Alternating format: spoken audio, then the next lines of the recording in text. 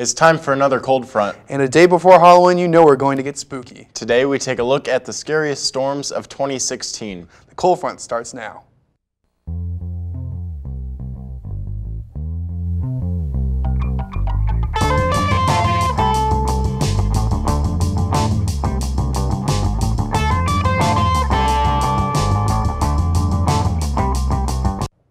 Welcome to the cold front. I'm Jake Van Horn. And I'm Adam Sherwinski. In order to get into the spirit of the Halloween season, we're going to talk about scary weather. And this year was full of scary weather events across America and even around the globe. We have our own countdown of the scariest weather. Take a look.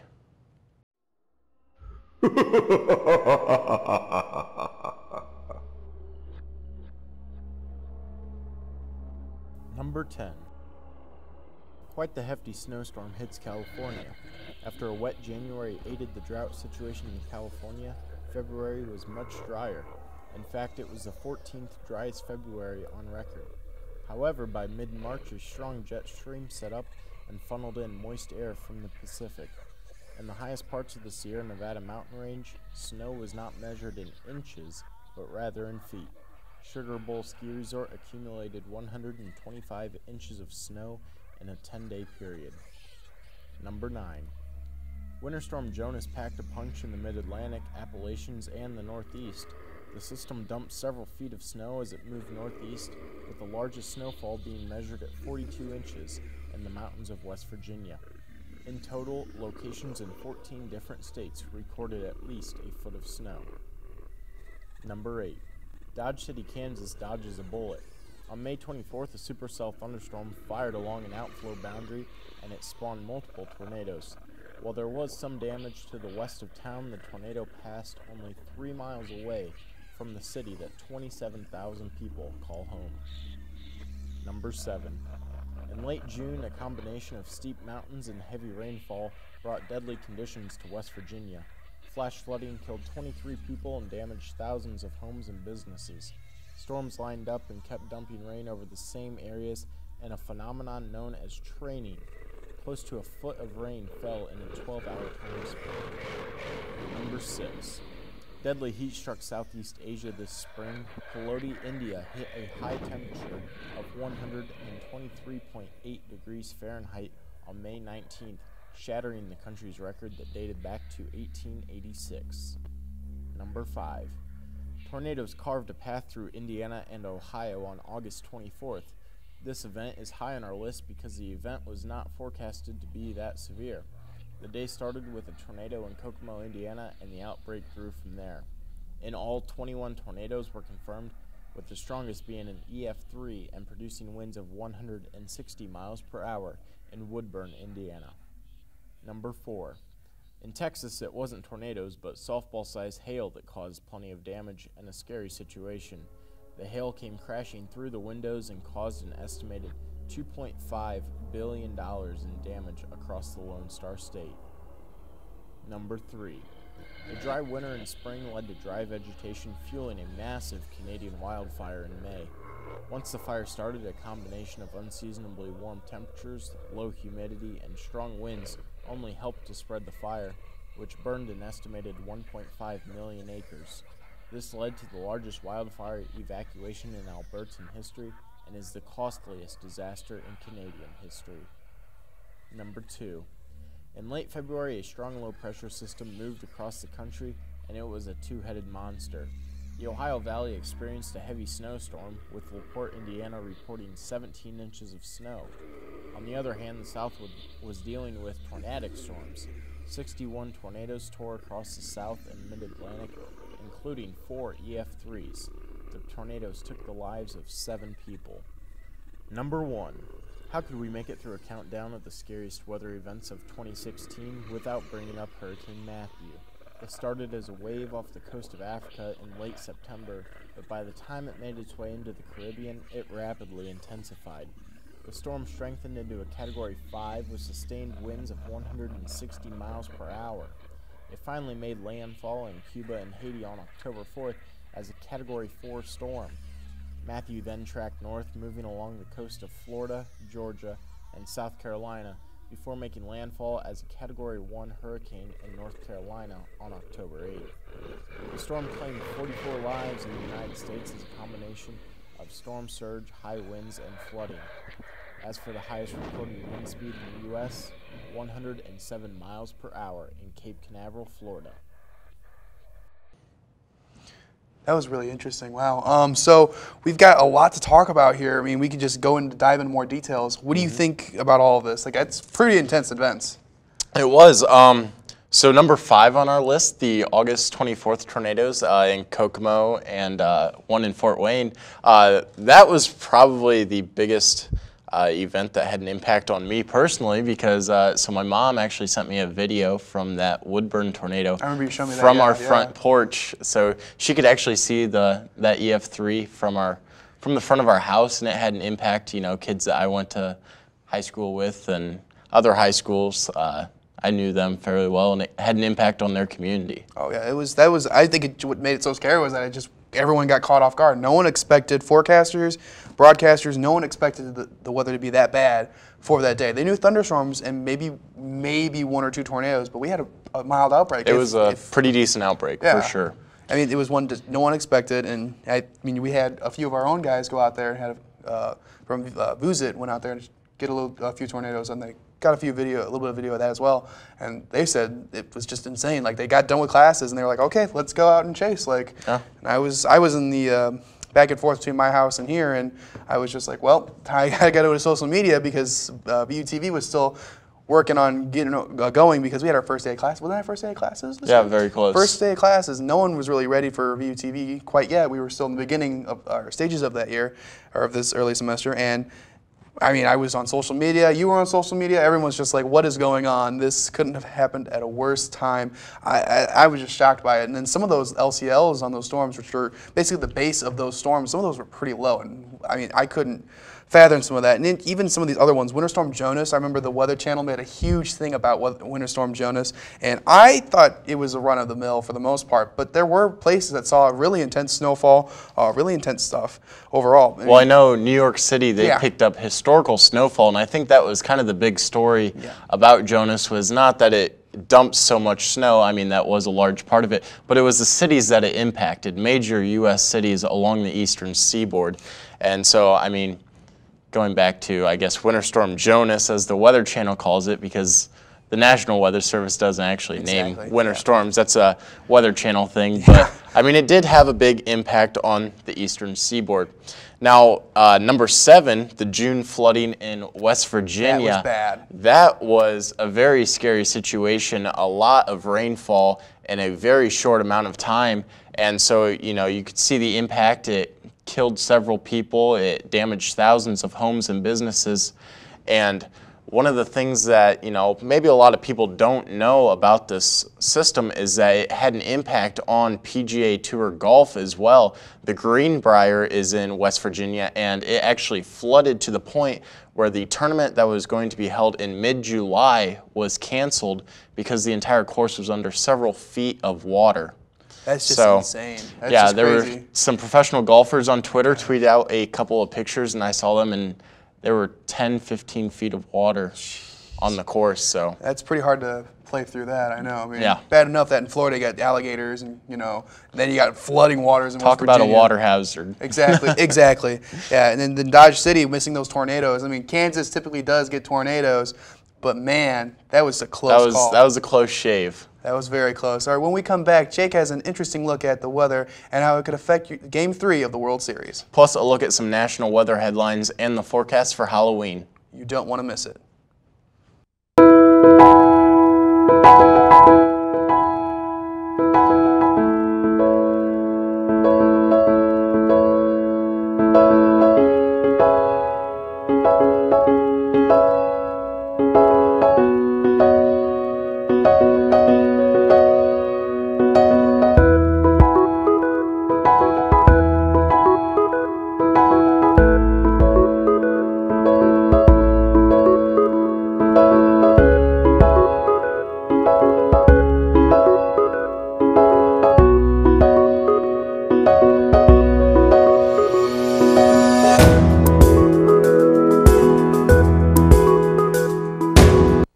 Good morning, Valparaiso University. What's a better way to start your day than with a new jam? And WVUR has just what you need.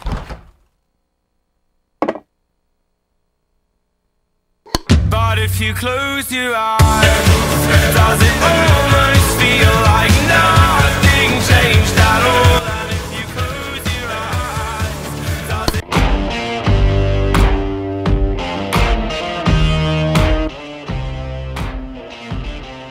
If dying young won't change your mind, baby, right. Broadcasting sports, news, weather, and music on air, online, and on campus. WVUR. Welcome back. Now we want to shift gears here to focus on another October tradition, the World Series. That's right. The Cleveland Indians and the Chicago Cubs are currently battling over who will take the coveted title of World Series champion. The weather at Wrigley on Friday was a home run hitter's dream. However, things didn't work out that way. Take a look. In the hours leading up to Friday's Game 3 of the World Series between the Cleveland Indians and the Chicago Cubs, the fans that packed Wrigley were hoping for two things: several home runs and a large celebration after the win. 3-2, hard hit, Bryant, Russell, double play! Neither of those things happened, but what is surprising is that there were no home runs, but Mother Nature did her best to try and help out both teams. Hours before the game's first pitch, the wind shifted from a light variable breeze to a strong southerly wind, which translates to the wind blowing out of the stadium. Now here's a look at Friday night's game forecast. You can see we had winds out of south-southwest, anywhere between 15 and 20 miles per hour. Typically, with the wind blowing out, a high fly ball can catch the wind, which helps to blow the ball past the outfield wall. Unfortunately for those who love high-scoring games, this wasn't the game to watch. Cleveland wins it, 1-0. But you can't say Mother Nature didn't try to help out. Oh, I was watching that game too, and I was in WGN and the Tom Skilling was even saying like, "Oh, it's a great hitter's dream." I mean, it was crazy. Winds were out. It was perfect. If one of those balls would have got out there, home runs for days. But And those winds, those were the sustained winds. You know, they had gusts up to 30 miles per hour. So it was really just a matter of getting the ball in the air and letting it ride those winds out of the ballpark, but it just didn't happen. I mean, last night's game, I was watching it too, and they were getting home runs then, but it's like they didn't take advantage of what happened Friday night. No one did, not even Cleveland, like not even the Cubs or Cleveland. Like I said, you can't blame Mother Nature. That was just a pitcher's duel. They kept the ground balls, and those fly balls, they were shallow fly balls where they didn't carry enough to get the home run. So kudos to the pitchers, really, for pitching the stellar game for both of them. And that's what really, will hold them off. I mean, I kind of wish I was at the game that day. It was such a nice day out there. Oh, it was beautiful. It was warm, and it was sunny for the beginning of the day. And I know people were in Wrigleyville. I was driving up there, and I could just see people walking around town, just enjoying themselves right before the game, going to the local eateries and local establishments to just, even just talk about the Cubs with other Cubs fans. And I mean, I think WGN was out there. Yeah, WGN was out there, and people were like, "Oh, it's Tom Skilling. Oh, look, it's the news. They're so exciting." And it was just great for the economic area. I mean, just a sunny day, and you have the World Series, a great combination right there to make it so fun at Wrigley. And I just hope that they win tonight for sure. Yeah, they need a win tonight. Yeah. But so you talked about the warm temperatures, and that was another impact on the game that a lot of people don't really know about. Those warmer temps allow the ball to kind of get off the bat a little bit better and carry farther. So in addition to the high winds, you had the warmer temperatures. So I mean, it was a perfect atmosphere for some home runs, and they just didn't produce. Look at us. We're talking like we're head-to-head or something right now. We'll get back out of baseball. As much as we want to keep talking about baseball, it's time to take a quick break, quick commercial break. Excuse me. When we come back, we'll take a look at both some national and international weather headlines. You won't want to miss it.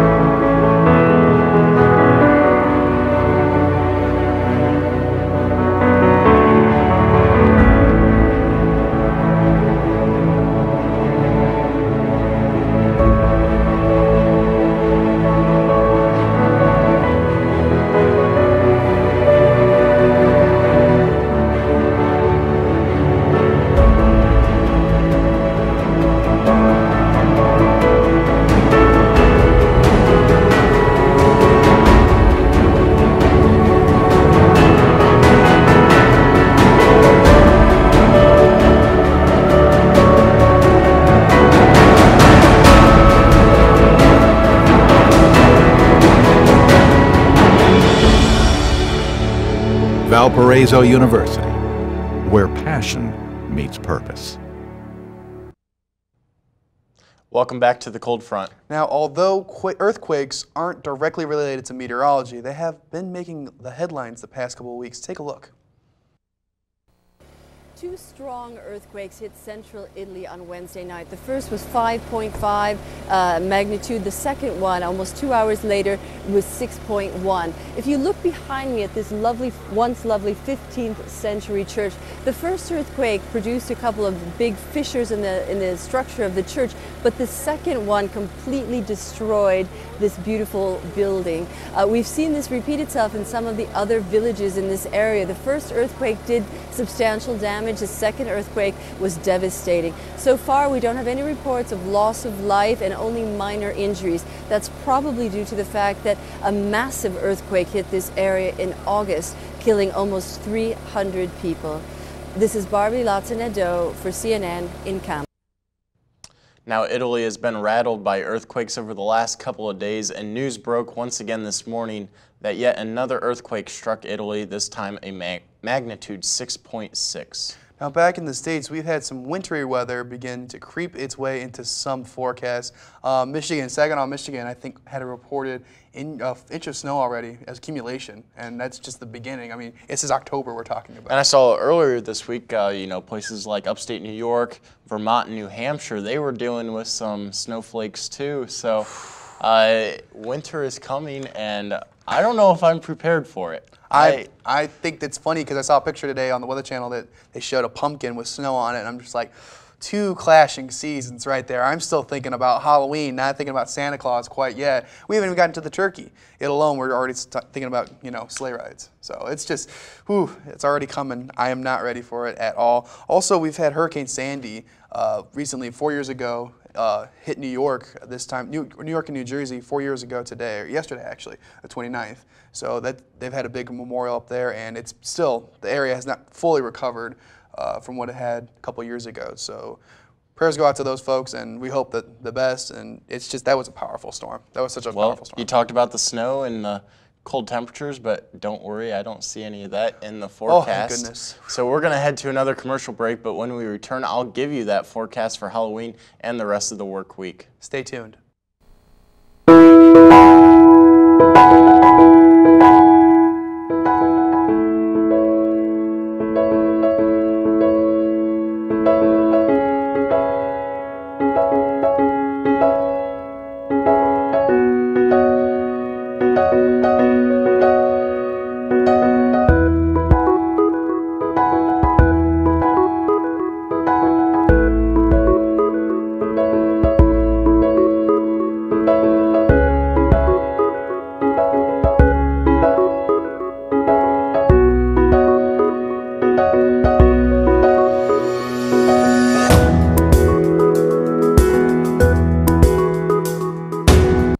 Good morning, Valparaiso University. What's a better way to start your day than with a new jam? And WVUR has just what you need.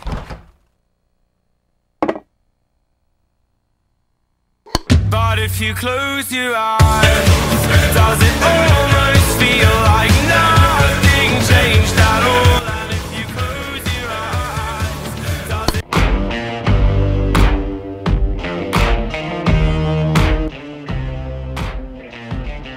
If Daniel won't change your mind, baby, right. Broadcasting sports, news, weather, and music on air, online, and on campus. WVUR is my jam. Welcome back to the Cold Front. Meteorologist Jacob Van Horn here with a look at your forecast. You can see behind me we're currently experiencing some cloudy conditions here at Valpo, and you can see we currently have a temperature of 55 with the winds out of the north at 9 miles per hour. And as we look around the region, you can see some warmer temps down to the south, places like Springfield at 64, Champaign at 63, a little bit cooler up to the north, 53 in Chicago and 57 in Rockford. But don't worry, some warmer temperatures are on their way. You can see tomorrow morning, 8 a.m., Valparaiso, 44 degrees, same in Gary and Chicago. As we head through your Monday, we're going to warm up into the mid to upper 50s across the northwest Indiana region. As we head into your Tuesday morning, here we're going to hit a low earlier on in the night, really 2 a.m. We're going to see a low of 54, and that's going to lead to some fairly warm conditions for your Tuesday. You can see we're going to hit a high of 74 in Valparaiso, 73 in Joliet, and 75 over in Kankakee.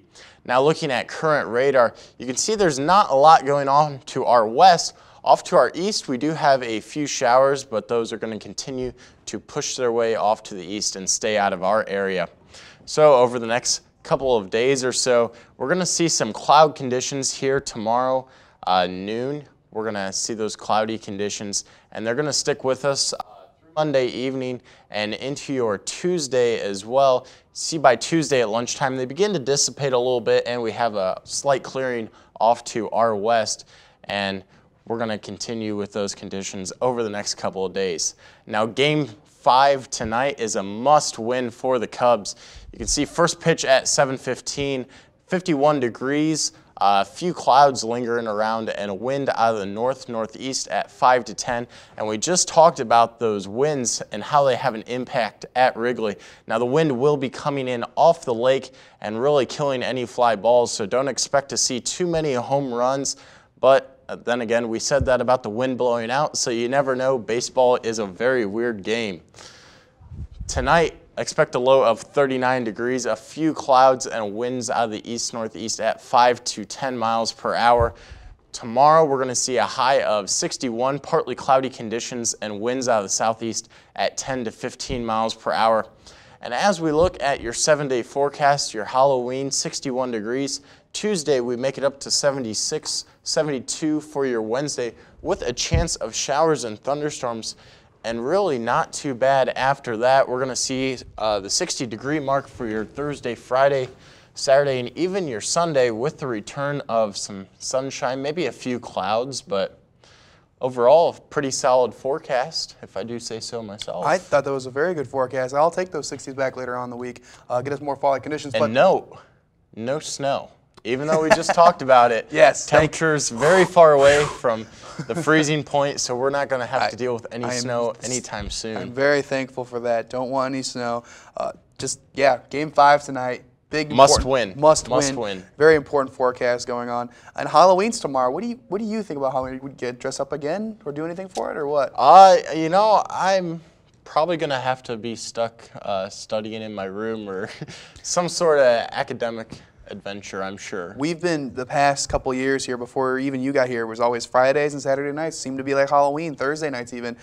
You could go out and have fun with friends, and don't go maybe trick-or-treating if you wanted to. But for the most part, it's Monday now, and it's like, what can you do Monday except for homework? So on my block, I have a few kids, and I don't know if we're going to go trick-or-treating or not. So I'm kind of holding off and closing all the lights, going to the weather center, and getting some homework done, and just ignoring all of it. So if I can ask, what is your Halloween costume this year? I am a mummy again really? this year. 2 years in a row, mummy. So it was nice and warm last year because it was chilly for Halloween last year. I know everyone else was freezing. I had the wraps and I got the sweatshirt on. I had my headdress on. I was sweating. I was like, man, I can get through this. But today, I mean, it was a little bit warmer. I was in the Neal Science Center for Voodoo, and I was wrapped up, and I was like, whew, it's a little bit warm. Not like being outside today.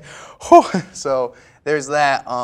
But yeah, Halloween looks pretty good for those kiddies out there. I'm just really happy that we got some nice conditions, sunnier conditions. Rain, though, not looking like a huge threat. Like, it's not like going to be days of rain either, so I'm excited. And that rain potential isn't even for a couple days out, and even then it's a slight chance of some thunderstorms, so we'll even have to see if that materializes. Yeah, so good Halloween for them. Great start to work week. So good job, Jake. That was awesome forecast. We've got so much more to talk, or not talk about, but we've got so much more left in the show. Any other thoughts for Monday Night Football even? Anything? Final thoughts before we end the show here. You know, I'm not really in the mood to talk about football because the Colts, they're just, they're not doing so hot this year. It's okay. Notre Dame, they squeaked out a win. Bears, it's just that's rough. Bears fan, so it's okay. I feel you. Year. And weather's not going to help at all. So That just about does it here for us at the Cold Front. Another episode of Cold Front. Follow us at VUTV Weather for the latest weather updates. Also, stay up to date on the latest news here on campus and around the country by following VUTV on Facebook, Twitter, and YouTube. I'm Adam. And I'm Jake. Have a happy Halloween and a great start to the week, Valpo. See you next Sunday.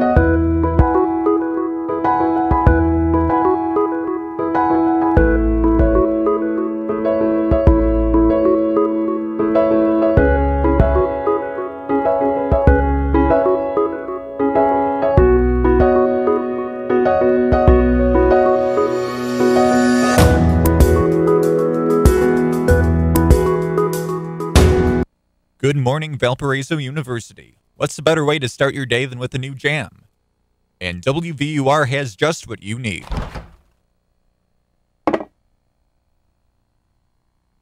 But if you close your eyes, does it almost feel like nothing changed at all? And if you close your eyes, does it...